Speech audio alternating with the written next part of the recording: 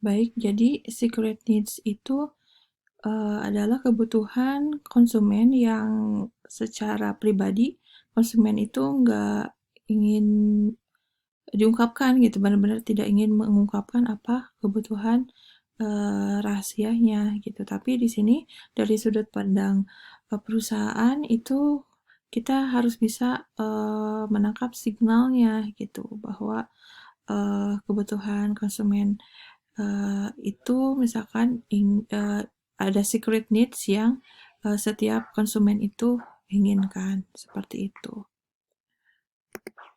Oke, selanjutnya ini tentang faktor influencing marketing strategy. Jadi di sini adalah ruang lingkup dari pemasaran itu sendiri. Nah, kita lihat ya dari core-nya di sini. Core dari pemasaran atau strategi pemasaran itu adalah target customer. Jadi semua aktivitas yang dilakukan oleh perusahaan itu semuanya itu melihat ke pusatnya itu adalah target customer, konsumen target pasar kita itu apa. Nah, ini apa lingkar circle luarnya itu ada produk, ada price, ada promotion, ada place. Nah, jadi dari target konsumen itu perusahaan melakukan marketing mix melalui produk, price, promotion, sama place gitu ya. Nah, selanjutnya dari marketing mix itu nanti akan disupport sama marketing information system, sama marketing planning system, marketing organization and implementation system, marketing control system. Itu jadi semuanya itu saling berhubungan untuk mensupport marketing mix dari target konsumen gitu. Nah, dari supporting system itu nanti akan disupport juga sama marketing intermediaries, ada publics, ada competitors, ada suppliers gitu. Jadi ini adalah proses strategi manajemen pemasaran. Nah, yang di luar itu ada di luar di luar persegi ini keempat hal ini adalah hal-hal yang tidak bisa perusahaan kendalikan gitu. Ada demografik, ekonomik, environment, lingkungan ekonomi dan demografik, ada lingkungan teknologi, itu perusahaan tidak bisa mengendalikan gitu ya. Ada lingkungan sosial, budaya, ada politik, hukum, dan sebagainya gitu. Jadi yang bisa perusahaan kendalikan adalah sebetulnya yang paling utama itu di sini. Nah, untuk ini sebetulnya masih bisa dikendalikan gitu. Nah, khusus untuk yang keempat hal ini tidak bisa dikendalikan. Jadi ada yang bisa dikendalikan, ada yang tidak bisa. Nah, ini adalah peta strategi marketing yang secara singkatnya itu dipetakan seperti ini. Baik, selanjutnya ini adalah beberapa tugas seorang manajer pemasaran. Pertama itu mengembangkan strategi pemasaran, tentu saja ya. Jadi nanti ada marketing mix, ada communication mix, gitu. Itu harus benar-benar dikembangkan bagaimana caranya supaya semua strategi atau semua kegiatan atau semua aktivitas yang dilakukan oleh perusahaan itu sesuai atau cocok sama target pasarnya. Sehingga target pasar itu mereka tidak hanya needs gitu ya, tapi wants gitu, menginginkan barang kita gitu. Nah, jadi di sini sebetulnya strategi dari manajer pemasar itu tugas utamanya itu membuat bagaimana supaya calon konsumen itu merubah dari needs menjadi wants gitu, jadi ingin barang kita. Nah, selanjutnya menangkap marketing insight. Jadi seorang manajer pemasaran itu harus melihat kira-kira apa nih yang harus dilakukan oleh perusahaan melihat dari lingkungan pasar saat ini gitu. Kalau saat ini misalkan lagi COVID-19 pandemik merajalela di mana-mana semuanya PSBB gitu ya. Nah, kira-kira menurut manajer pemasaran apa strategi yang harus dilakukan oleh perusahaan gitu, memberikan memberikan ide-ide, memberikan masukan-masukan bagi perusahaan tentang bagaimana konsep pemasaran yang akan dilakukan di masa tertentu itu, gitu ya. Selanjutnya, menjalin hubungan pelanggan.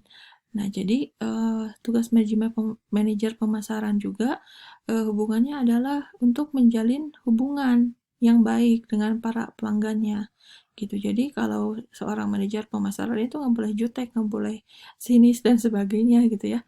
Jadi memang harus menyatu dengan pelanggan, gitu, harus melayani. Selanjutnya, membangun merek yang kuat. Nah, ini salah satu tugas manajer pemasar juga. Jadi, yang dijual itu barang, tapi barang itu ada merek. Nah, merek juga kalau dibangun, dia bisa memiliki keuntungan atau benefit yang baik juga gitu. Karena merek itu sekarang bisa dijual juga loh gitu. Coca-Cola, pasti kalian juga tahu Coca-Cola, aset kalau dihitung aset pabrik, aset fisik semuanya itu pasti besar sekali kan. Tapi Coca-Cola itu kalau misalkan perusahaan Coca-Cola menjual brand Coca-Colanya ke pihak lain itu apa nilai nilai uangnya itu lebih besar dibandingkan mereka menjual aset fisik seperti pabrik, kantor dan sebagainya itu ke pihak luar gitu. Jadi brand Coca-Cola itu lebih mahal dari aset fisik yang dimiliki oleh Coca-Cola itu sendiri. Gitu. Jadi merek itu penting untuk dibangun, apalagi nanti di sini juga sebetulnya nanti akan dipelajari ya tentang konsep brand. Gitu, apalagi kalian mempelajari manajemen pemasaran, punya bisnis, branding itu suatu hal yang wajib gitu, wajib dibangun. Ya. Selanjutnya membentuk market offering. Jadi tugas manajer pemasaran juga adalah membentuk permintaan pasar gitu. Jadi masyarakat yang dulu nggak menginginkan harus bagaimana caranya supaya mereka menginginkan barang kita gitu. Nah, itulah yang disebut dengan nanti ada beberapa strategi yang akan kita bahas selanjutnya ya.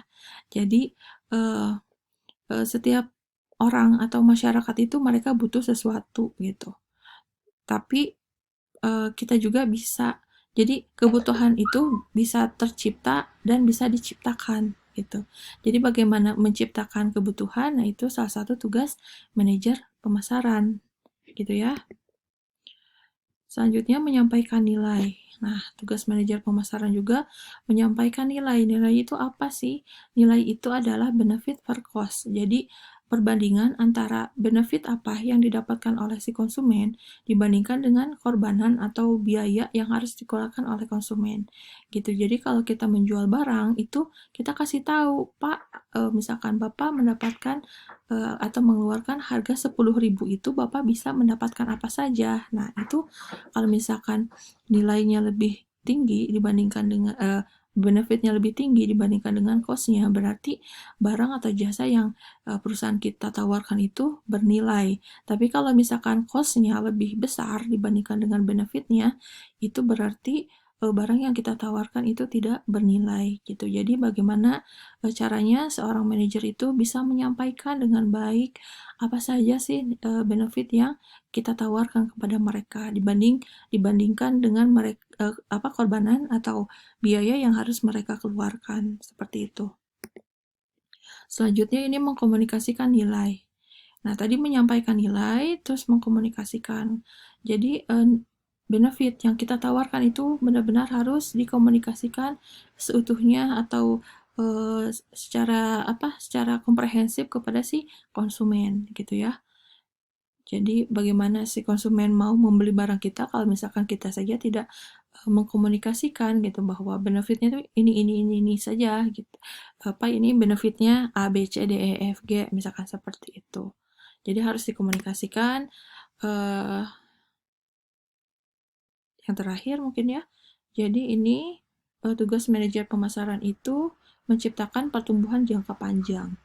Jadi manajer pemasaran itu tidak hanya bekerja saat ini saja, dia harus visioner. Visioner itu jadi melihat 1 tahun ke depan, 2 tahun ke depan, 10 tahun ke depan gitu. Itu perusahaan akan menawarkan apa itu harus sudah ada saat ini pemikirannya gitu. Jadi tugas manajer pemasaran itu secara garis besar tidak hanya menjual saja ya.